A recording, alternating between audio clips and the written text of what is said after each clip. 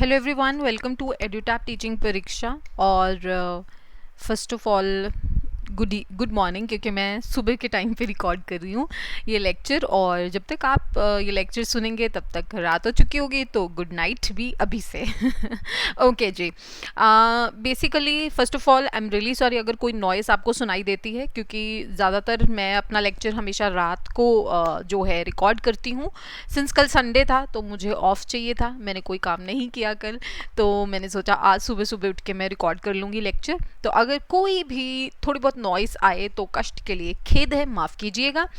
तो आज हम स्टार्ट कर रहे हैं BF स्किनर का पार्ट 2। अब हम पार्ट 1 पढ़ चुके हैं और मैंने आप लोगों के कमेंट्स देखे थे। जितने भी मैंने कमेंट्स देखे थे उसमें एक आधा ऐसे था कि जो डाउट आ रखा था वो मैंने देखा है। जैसे किसी ने पूछा था एक्सटिंक्शन क्या होता है, तो एक्सटिंक्शन का मतलब है कोई भी चीज़ जो ख़त्म हो जाए, है ना, एक्सटिंक्ट हो गई है। हम कहते हैं ना। अच्छा, जैसे मैं और देख लेती हूँ कि कोई और डाउट तो नहीं है किसी ने उठाया हुआ। ओके, एक है कि इरिक्सन के क्वेश्चन करवा दीजिए। बिल्कुल, इरिक्सन के क्वेश्चन मैं करवा दूंगी। और एक्सटिंक्शन का मतलब ये होता है कोई चीज़ जो ख़त्म हो जाए, ठीक है, फिनिश हो, उसको हम एक्सटिंक्शन कहते हैं। ठीक है, सो एक्सटिंक्शन है मतलब कि जैसे कि फॉर एग्जांपल पावलोव ने कुत्ते को एक चीज़ सिखाई थी कि जैसे ही बेल बजेगी तो वो थूक निकालेगा, स्लाइवा निकालेगा, है ना। तो अगर वो रिस्पॉन्स, वो स्लाइवा निकालना जैसे ही बेल बजे ख़त्म हो जाए तो हम उसको एक्सटिंक्शन बोलेंगे। ठीक है, वो एक्सटिंक्शन होती है। तो आज का जो टॉपिक है बहुत ज़्यादा छोटा है, क्योंकि हम ऑलरेडी स्किनर का पार्ट 1 कर चुके हैं। ये स्किनर का पार्ट 2 है। ठीक है, तो इसमें हम क्या पढ़ेंगे, जो चीज़ें हमारी कल रह गई थी उनको हम फिनिश करेंगे। ओके, देखिए अभी तक हम जान चुके हैं कि BF स्किनर को ऑपरेंट कंडीशनिंग का फादर कहते हैं। इंस्ट्रूमेंटल कंडीशनिंग, ऑपरेंट कंडीशनिंग, इन नामों से हम जानते हैं। ठीक है, और शुरुआत ऑपरेंट कंडीशनिंग की कहाँ से हुई, जब लॉ ऑफ थॉर्नडाइक के का लॉ ऑफ इफेक्ट आया था, वहाँ से शुरू हुआ। ठीक है, सो बेसिकली आपको अभी तक ये पता ही चल गया है, हम ऑलरेडी पढ़ चुके हैं कि ऑपरेंट कंडीशनिंग एक लर्निंग का ही एक मेथड है, एक तरीका है जिससे आप लर्नर को पढ़ा सकते हैं। और लर्निंग जहां हम ये कहते हैं कि अगर आपने कोई व्यवहार करवाना है तो आप क्या करेंगे, आप या तो रिवॉर्ड दें या आप पनिश करें। ये दो चीजें हैं, है ना, आइदर रिवॉर्ड आइदर पनिशमेंट। इन दो से आप कोई भी चीज जो है वो लर्निंग आप करवा सकते हैं। ठीक है, सो इंसान को क्या सिखाना है, आपने एक एसोसिएशन सिखानी है कि भाई देखिए अगर आप इस तरीके का व्यवहार करेंगे तो आपको रिवॉर्ड मिलेगा, अगर आप उस तरीके का व्यवहार करेंगे तो आपको पनिशमेंट मिलेगी। बेसिकली तो हम इसी लाइन पे चलते हैं। ठीक है, सो पूरा का पूरा जो कंडीशनिंग है ऑपरेंट वाला, वो इसी लाइन पे चलता है कि कोई भी व्यवहार अगर कोई करता है, उस व्यवहार का क्या रिजल्ट होता है, क्या कॉन्सिक्वेंसेस होते हैं, वो रिजल्ट डिसाइड करता है कि आप उस व्यवहार को आगे जाके करेंगे कि नहीं करेंगे। ठीक है, ये सारा का सारा क्रक्स है।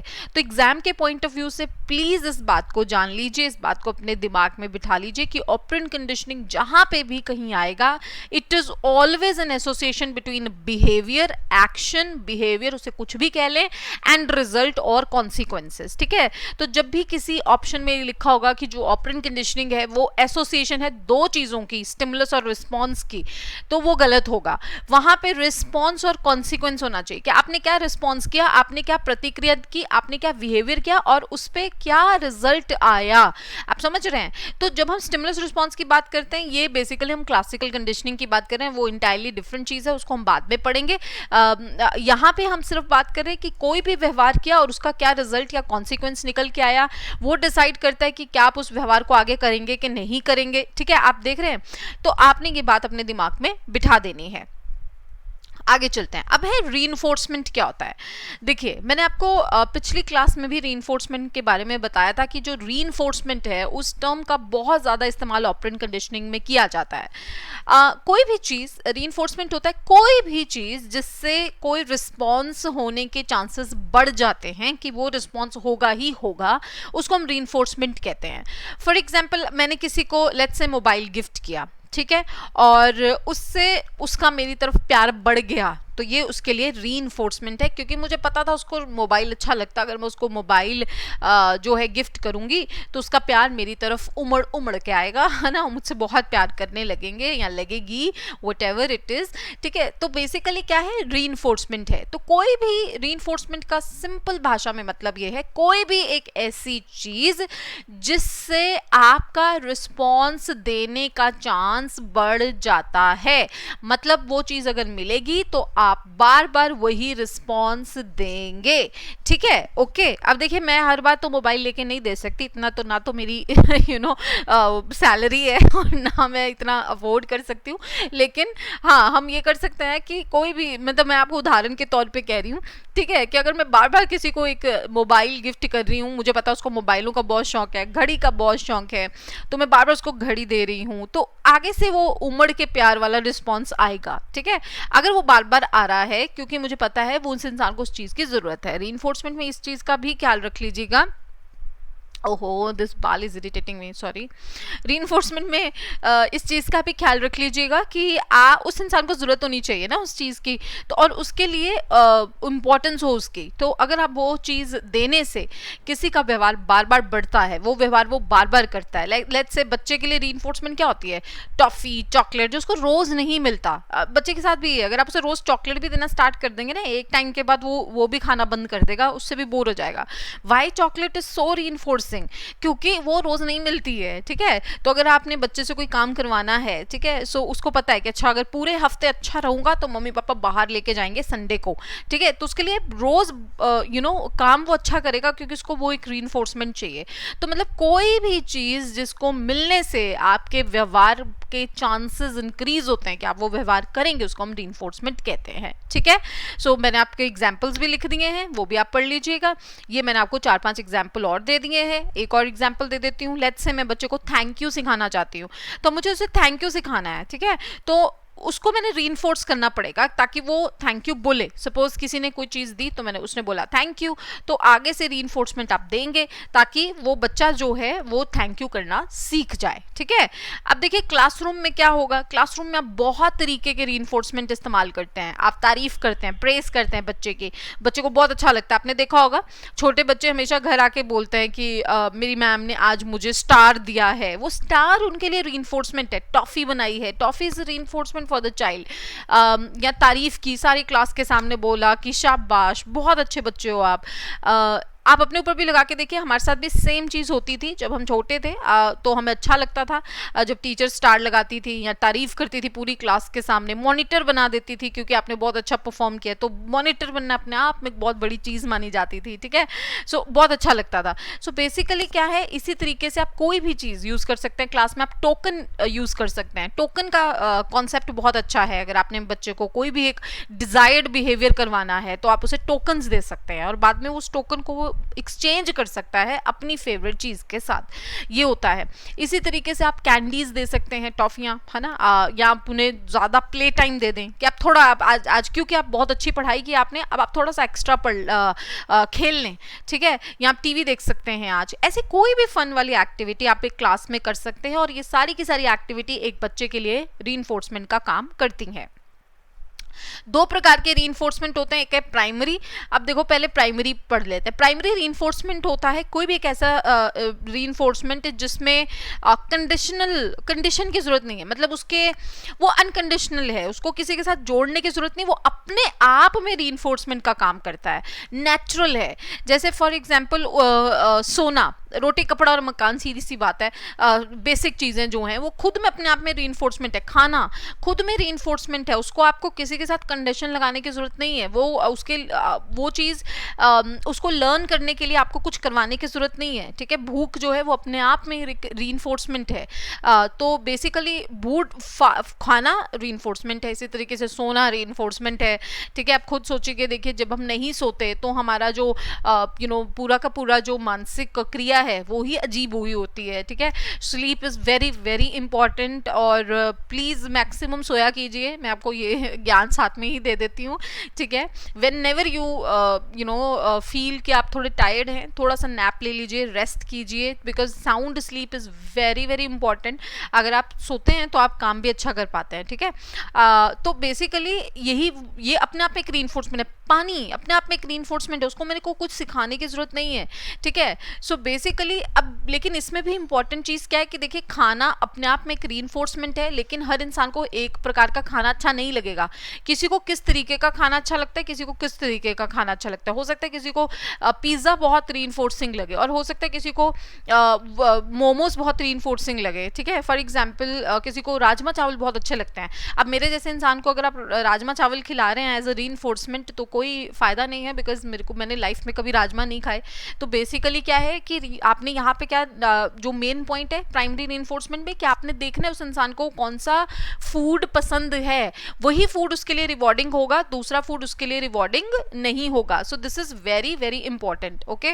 So next is secondary reinforcement. Secondary reinforcement होता है जो कंडीशनड है, मतलब जिसको आपको पेयर करके किसी और चीज़ के साथ रखना पड़ेगा, and then the person will learn, वो तभी उसको सीख पाएगा। उसको हम सेकेंडरी रीइंफोर्समेंट या कंडीशनड रीइंफोर्समेंट कहते हैं, ठीक है। तो वो चीज़ तभी रिवॉर्डिंग होती है। जैसे कि फॉर एग्जाम्पल आपने कुत्ते को सिखाना है कि आपने बॉल थ्रो की या कुछ भी थ्रो किया और वो उठा के लेके आए, तो बेसिकली अब आप क्या करेंगे, आप जैसे डॉग बिस्किट रख दिया आपने, ठीक है। तो जैसे ही डॉग, अब देखो बिस्किट जो है, खाना जो है, वो प्राइमरी रीइंफोर्सर है, वो आप इसको यहाँ पे यूज कर सकते हैं डॉग को ट्रेन करने के लिए। सो आपने क्या करना है, you will throw a ball, ठीक है। आपने एक बॉल थ्रो की एंड फिर उस टाइम पे वो बॉल जो है वो पकड़ के लेके आएगा, so you give a biscuit. So उसके लिए वो रीइंफोर्समेंट का काम करती है, तो वो अपने आप में उसके लिए वो रिवॉर्ड है, ठीक है। सो बेसिकली आपने कंडीशन कर दी दो चीजें, कि आपने जैसे ही उसको प्राइमरी रीइंफोर्सर दिखाया, ठीक है, लेकिन बेसिकली आपने उसको उस प्राइमरी रीइंफोर्सर को किसी चीज के साथ पेयर कर दिया।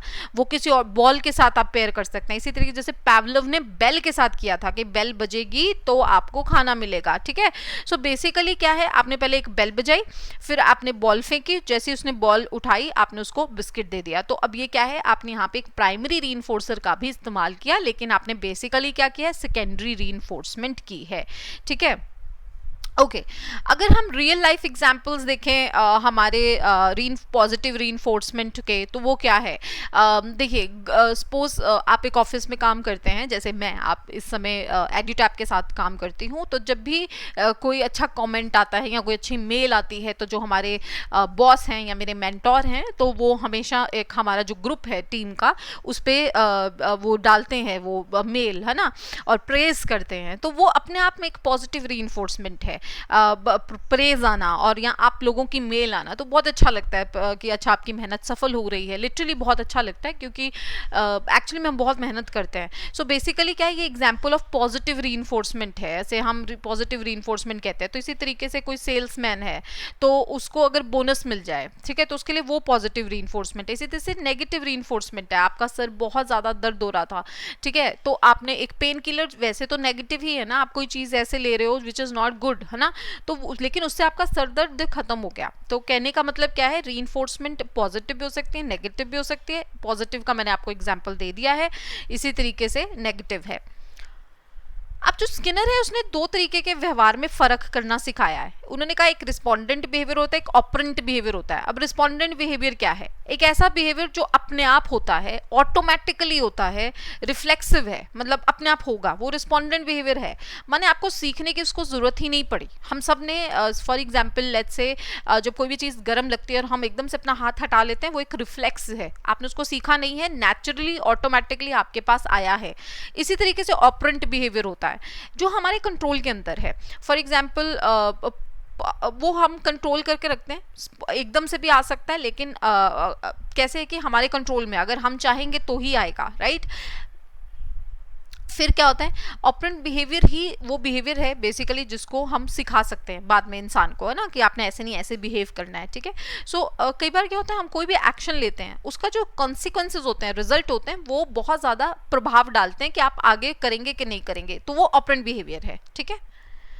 ओके अब देखो दो तरीके के रीइंफोर्सर्स होते हैं, एक होता है पॉजिटिव रीइंफोर्सर, ठीक है। सबसे पहले पॉजिटिव करते हैं। पॉजिटिव रीइंफोर्सर क्या है, जितनी भी फेवरेबल चीज़ें हैं, जो भी एक व्यवहार करने के बाद मिलती हैं उसको हम पॉजिटिव रीइंफोर्सर कहते हैं। फॉर एग्जांपल आपने एक बिहेवियर किया और उसके बाद आपको कुछ भी अच्छा मिला, फेवरेबल, जो आपको पसंद है, ठीक है, तो मतलब पॉजिटिव रीइंफोर्सर क्यों दिया जाता है?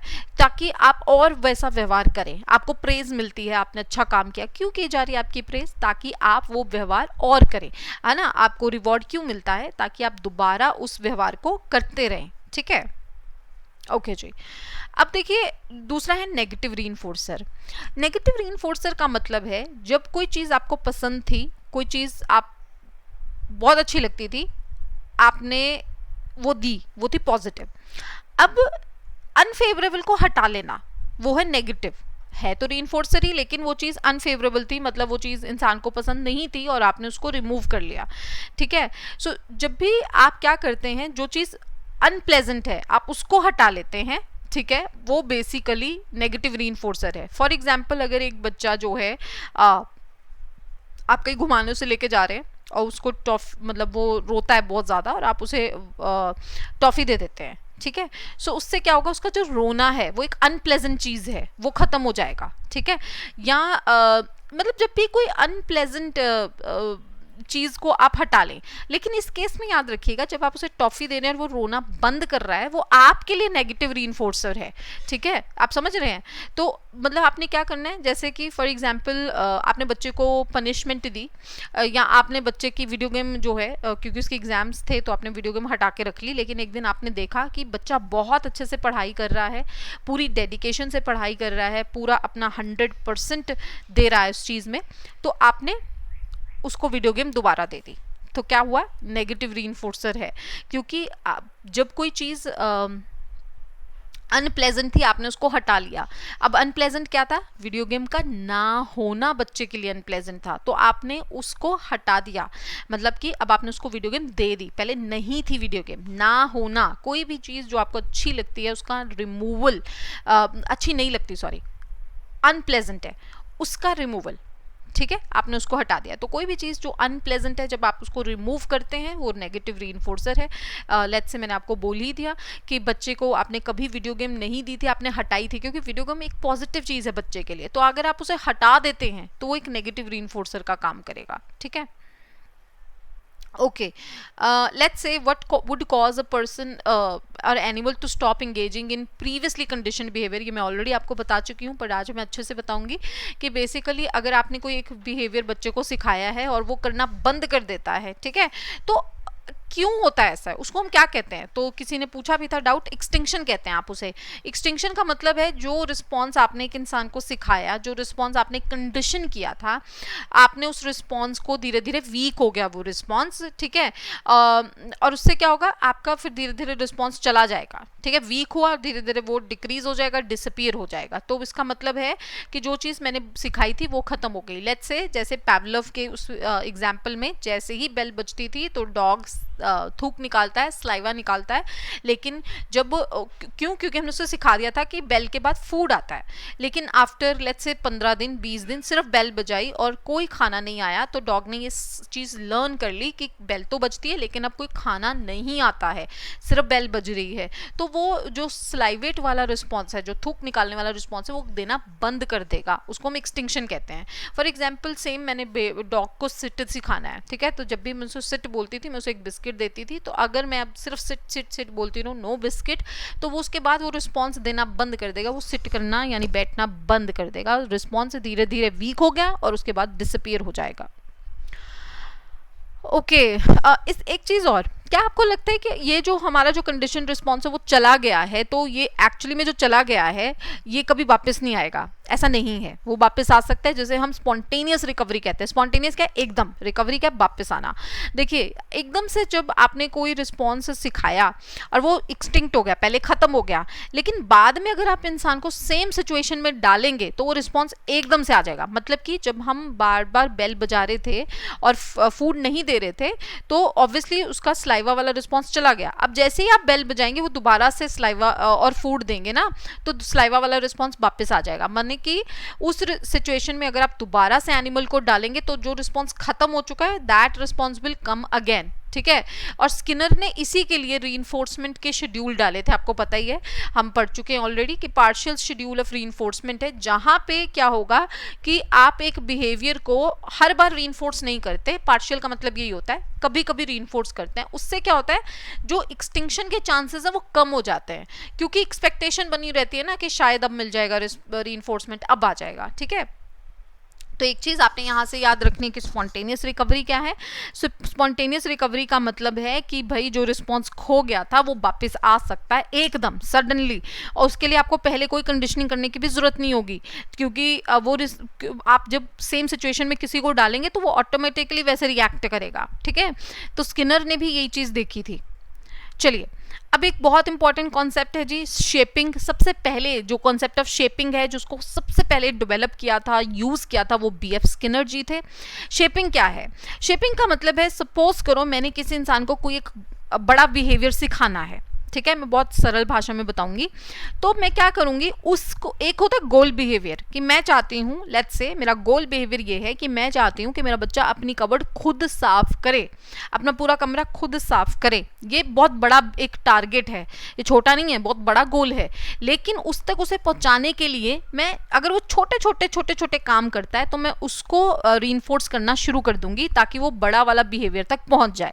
उसको हम शेपिंग कहते हैं। ठीक है, ओके। तो शेपिंग का मतलब ये है कि जो एक बड़ा गोल है उसके लिए छोटे छोटे गोल बनाएंगे आप, ताकि उस बड़े गोल पे आप पहुंच जाएं। तो ये जो छोटे छोटे गोल आपने बनाए हैं ताकि आप एक बड़े गोल तक पहुंच सके, उसे कहते हैं सक्सेसिव अप्रोक्सीमेशन। ठीक है, जैसे फॉर एग्जांपल अब देखिए, मैं चाहती हूं कि बच्चा अपना रूम खुद क्लीन करे, अपनी कबर्ड खुद क्लीन करे, लेकिन ऑब्वियसली ये बहुत बड़ा काम है, ऐसा नहीं पॉसिबल कि एक दिन में मैं उसको सिखा दूं। तो उसके लिए क्या होगा, छोटे छोटे जो उसके बिहेवियर होंगे उसको रिवॉर्ड करना होगा। फॉर एग्जाम्पल, अगर किसी दिन बच्चे ने पेपर फाड़ा और उसको डस्टबिन में फेंक दिया, तो ये छोटा सा व्यवहार है, अब मैंने उस पर उसको रिवॉर्ड करना है, उसको कुछ भी रिवॉर्ड हो सकता है। फिर मैंने देखा उसने अपने स्कूल से आया, उसने अपनी यूनिफॉर्म जो है तय लगा के, या जो भी जहाँ पे भी आप रखते हैं वहाँ रख दी, ठीक है, अपने जूते कबर्ड में डाल दिए, जहाँ पे भी रखते हैं वहाँ रख दिए। अब ये एक और बिहेवियर है जो मुझे मेरे गोल, जो मेन बिहेवियर उस तक पहुँचाएगा, तो मैंने उसको उसके लिए भी रिवॉर्ड दे दिया। फिर मैंने देखा उसने अपना खाना खाया और उसने बेड पे नहीं रखा, उसने अपनी थाली सिंक में रख दी, फिर रिवॉर्ड। अब आप देख रहे हैं ये सारे के सारे बिहेवियर क्लोज टू बड़ा बिहेवियर है ना, जो मैं चाहती हूँ कि अपना कमरा साफ रखे, तो उसने अपना स्टडी टेबल जैसे एक दिन साफ कर दिया। तो ये सक्सेसिव अप्रोक्सीमेशन है, मतलब छोटे छोटे हम स्टेप ले रहे हैं टुवर्ड्स द गोल जो हम चाहते हैं बच्चा करे। ठीक है, तो स्टेप बाय स्टेप हम जब अलग अलग बिहेवियर को कर रहे हैं और उस पर रिवॉर्ड देख रहे हैं, तब तक जब तक वो अल्टीमेट बिहेवियर तक नहीं पहुंच जाता, तो उसको हम सक्सेसिव अप्रोक्सीमेशन कहते हैं। अब देखिए क्या है, शेपिंग बहुत ज्यादा इंपॉर्टेंट है, इसलिए नहीं क्योंकि हम चाहते हैं कि इंसान कुछ भी सीख ले, कुछ भी की बात नहीं है। यहाँ पे ये है कि अगर आपको एग्जैक्ट टारगेट बिहेवियर तक बच्चे को लेके जाना है, ठीक है, तो उसलिए क्या होगा कि आपको उसे जो क्लोज बिहेवियर होगा उसके लिए रीइंफोर्स करना पड़ेगा। लेकिन एक चीज हमेशा याद रखिएगा, हर बार आप क्लोज बिहेवियर के लिए नहीं रीइंफोर्स कर सकते। आप चाहते हैं वो टारगेट बिहेवियर तक पहुंचे, ठीक है, मतलब कि एग्जैक्ट टारगेट बिहेवियर ऑब्वियसली अगर वो नहीं दिखा रहा तो आप रीइंफोर्स नहीं करेंगे। अब सपोज कीजिए आपका एम क्या था कि कमरा बच्चा साफ रखे, तो एग्जैक्ट बिहेवियर भी तो आना चाहिए उसके लिए। तो कमरे में कोई गंद नहीं है, वो ऑब्वियसली एग्जैक्ट बिहेवियर है, या उसने अपनी थाली सिंक में डाली, वो भी वो बिहेवियर है, या उसने अपनी यूनिफॉर्म एक जगह रखी, वो भी वो बिहेवियर है। लेकिन अगर सपोज कीजिए वो साइकिलिंग चलाने चला गया, वो तो आपके उस गोल के साथ लेना देना ही नहीं है, तो आप साइकिलिंग को थोड़ी रीइंफोर्स करेंगे।